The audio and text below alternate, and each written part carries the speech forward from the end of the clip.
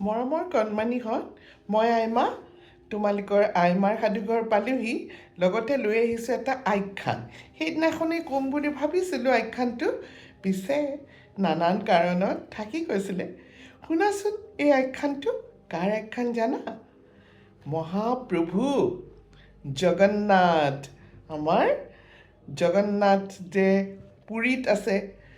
কোনোবা গৈছানে বাৰু পুৰীলৈ, জগন্নাথ মন্দিৰলৈ? তাত কোন আছে?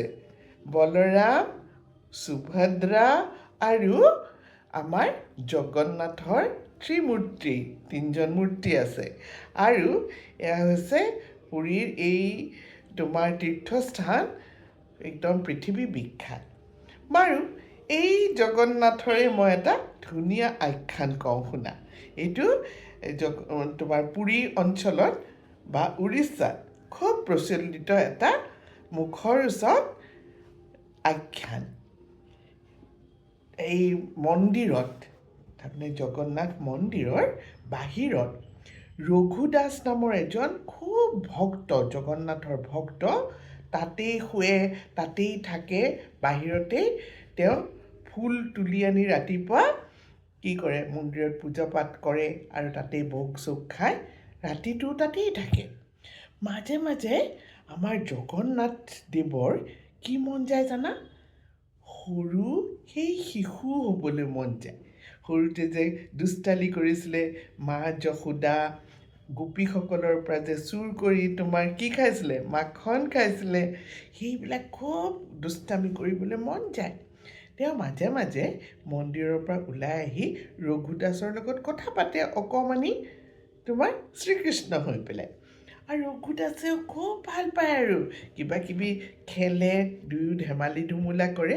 আৰু পিছ ৰাতিলৈ ৰঘুদাসৰ যেতিয়া টোপনি আহে, আমাৰ মহাপ্ৰভু জগন্নাথ আকৌ গৈ মন্দিৰত সোমাই থাকেগৈ। এনেকৈ দিন গৈ আছে।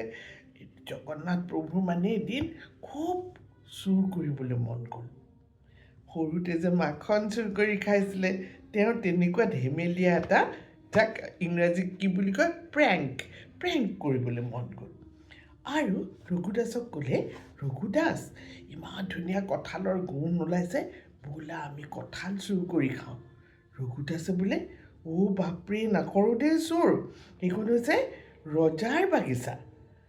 সেই ৰজাৰ বাগিচাত গৈ আমি যদি চুৰ কৰি কঁঠাল খাওঁ, আমাক ঠিকছে বেটাব আৰু বন্দী কৰি থ'ব। বোলে তুমি ভয় নকৰিবা, ব'লাচোন, মই বুদ্ধি কৰিম নহয়, তুমি খালি গছত উঠি পকা কঁঠাল এটা পাৰি আনিবা। সেই বুলি কওঁতে আৰু আমাৰ ৰঘুদাসেও বোলে, হয়, কৃষ্ণ খাবলৈ মন গৈছে যেতিয়া ময়ো যাওঁ লগত। এই বুলি তোমাৰ বাগিচাখনলৈ সোমাই গ'ল। শব্দ শুনি পেলাইতো তোমাৰ চকীদাৰ যোন আছিলে, ৰখীয়া, হেই খেদি আহিলে। কিন্তু তেওঁলোকে কি কৰিলে, গছৰ কাষত গৈ লুকাই থাকিলগৈ। আৰু যেতিয়াই চকীদাৰ নাইকিয়া হ'ল, ৰঘুদাসক শ্ৰীকৃষ্ণই ক'লে, মইতো একেবাৰে সৰু, তুমি ডাঙৰ মানুহ, তুমিহে পাৰিবা কঁঠাল গছত উঠিব। আহা, এইটো কঁঠাল চোৱাচোন, ওপৰলৈ দেখুৱাই দেখিছে, এটা মস্ত কঁঠাল তুলকৈ পকি এই সৰুকৈ আছে। কৈছে, তুমি যোৱা ওপৰলৈ উঠি, ৰঘুদাস, মই তলতে ৰৈ থাকিম, আৰু তুমি কঁঠালটো ওপৰৰ পৰা দলিয়াই দিবা, মই ওপৰতে ধৰিম। এই বুলি কোৱাত আৰু ৰঘুদাসে পিৰপিৰকৈ উঠি গ'ল গছৰ ওপৰলৈ, আৰু কঁঠালটো লৈ পেলাই তললৈ চাই দেখিলে, আমাৰ সৰু শিশু কৃষ্ণ নাইকিয়া হৈ গ'ল। আৰু উপায় নাপায়, কঁঠালটোতো ধৰি ৰাখিব নোৱাৰে, প্ৰকাণ্ড কঁঠাল, ধপকৈ মাটিত পেলাই দিলে।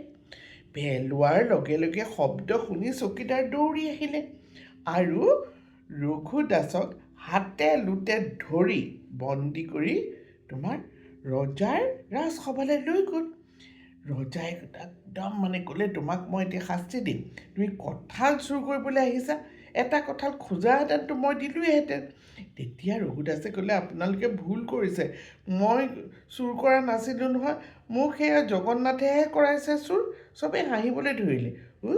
জগন্নাথ, একেবাৰে তেওঁক আহি ক'লে যে চুৰ কৰাইগৈ, ক'বনে বাৰু জগন্নাথে? কেতিয়াও নকয়। এই বুলি আৰু শাস্তি বিহিবৰ কাৰণে তেওঁ কাৰাগাৰত বন্দী কৰি থ'লে, তাৰমানে জেলৰ ভিতৰত সোমোৱাই থ'লে। ইপিনেতো শ্ৰীকৃষ্ণ শিশু কৃষ্ণ হৈ আকৌ ওলালে, আহি ৰঘুদাসক দেখা দিলে।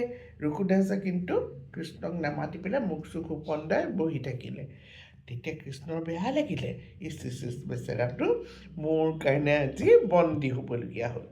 এই বুলি তেওঁ ৰাতি সপোনত ৰজাক দেখুৱালে যে ৰজা মইহে আচলতে ৰঘুদাসক মাতি নিছিলোঁ কঁঠাল চুৰ কৰিবলৈ। মোৰ ইমান কঁঠাল খাবলৈ মন গৈছিলে, সকলো তোমাৰ ভক্ত প্ৰাণে মোক নানানবিধ প্ৰসাদ দিয়ে, কিন্তু মোক কোনেও কঁঠাল নিদিয়ে। মই ইমান ভাল পাওঁ কঁঠাল খাই, আৰু সেইকাৰণেহে চুৰ কৰিবলৈ গৈছিলোঁ। তুমি এতিয়া তাক এৰি দিয়া, ৰঘুদাসক তুমি এৰি দিয়া আৰু তাক ক্ষমা কৰি দিয়া। এয়া মোৰ কাৰণেহে ৰঘুদাসে এয়া কাম কৰিছিলে। সপোনত তাকে দেখি তোমাৰ ধৰ্মৰ্গে ৰজা সাৰ পালে আৰু ভাবিলে, বাপৰে, মহাপ্ৰভু জগন্নাথে মোক দেখা দিছে আৰু মোক আদেশ দিছে, মই এই আদেশ মানিবই লাগিব। এই বুলি ৰঘুদাসক এৰি দিলে। আৰু ৰঘুদাসে গৈ গোটেই কাহিনী পুৰোহিতসকলক জনালেগৈ, যাত্ৰীসকলক জনালেগৈ, আৰু তেতিয়াৰ পৰাই জগন্নাথ মহাপ্ৰভুৰ ভোগত কঁঠালৰ তৰকাৰী, কঁঠালৰ পায়স এইবিলাক দিবলৈ আৰম্ভ হ'ল। চোৱাচোন, এই আচলতে আখ্যানটোৱে কি শিকাইছে বা কি ক'বলৈ বিচাৰিছে, যে ভগৱানে এইখিনি সময়ত ভক্তৰ লগত ধেমালিও কেতিয়াবা কৰিবলৈ ইচ্ছা কৰে। তেওঁ ধেমালি ধুমুলাও ভাল পায়, কেতিয়াবা ভক্তৰ একদম মৰমৰ বন্ধু হৈ পৰে।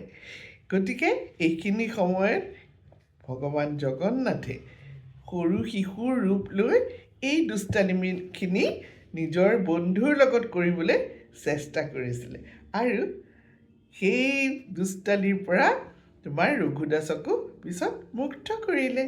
গতিকে মইনাহঁত, কেনেকুৱা পালা এই সাধুটো, এই আখ্যানটো, আৰু লগতে এই প্ৰেংকটো? এনেকুৱা প্ৰেংক বা এনেকুৱা ধেমালি তোমালোকেও মাজে মাজে কৰা চাগে নহয়, মাহঁতৰ লগত, বাইদেউহঁতৰ লগত, বা লগৰ সমনীয়াৰ লগত। ঠিক আছে মইনাহঁত, কেনেকুৱা পালা এই কঁঠাল আৰু জগন্নাথ দেৱৰ এই ধুনীয়া আখ্যানটো শুনি মোক জনাবা। বাই বাই, আজিলৈ শুভ ৰাত্ৰি জনালোঁ সকলোকে। সকলো কুশলে থাকা দেই।